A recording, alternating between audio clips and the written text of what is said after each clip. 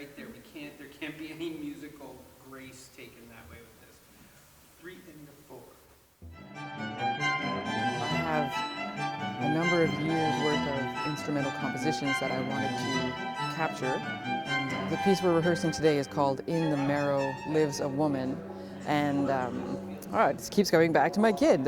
It was written during my last stages of pregnancy, and then I used some of that experience in the piece itself, this idea of body and change and labor and stress and pure relaxation and mixed with pure intensity, and maybe a personal discovery of a kind of core of the feminine that I found through that process. And at the same time, I was watching things like the Me Too movement and a real kind of explosion in the media and social media and awareness about women and their bodies. Kind of took advantage of that feeling in the world around me with my own personal experience to try and access a kind of fierce feminine strength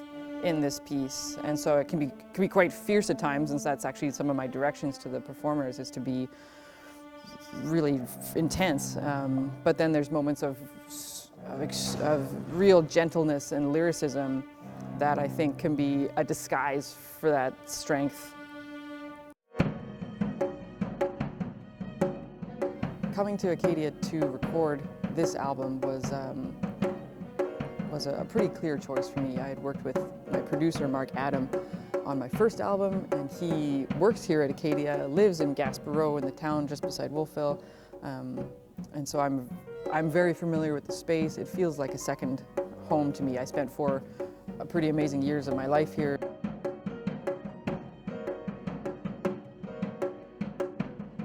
This is, in some senses, a bit of a dying art to get people together to play music together and experience the music in a space and see what happens working that way. So the reason to do it is just because it's really fun, it sounds beautiful, and the studio never quite gets it this good.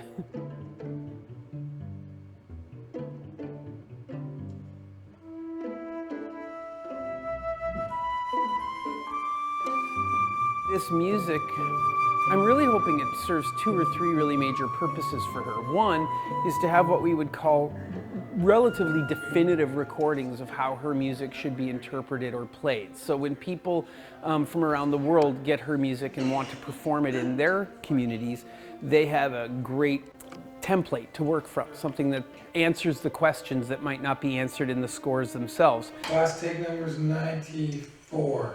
Carmen's carving out a really neat niche for herself in the Canadian landscape of composers with her connection to subarctic themes and ideas.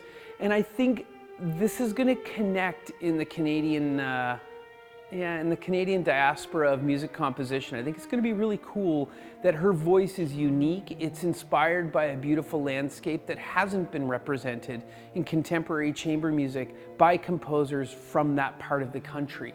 And so I think audiences are going to get to have another reflection on Canada's landscape and world reflected through the eyes of a northern composer, and it's beautiful. I really hope the audience for this album gets to hear this music in a way that even live it maybe hasn't happened before.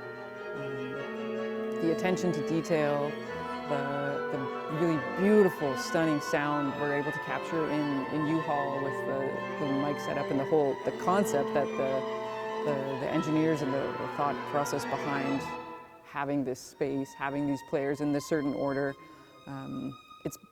It will create a sound world for these pieces, which almost all of them are really reflective of my home, my own reflections on the environment, and my place in it. And I think that the listener will be able to get really kind of inside this world we've created.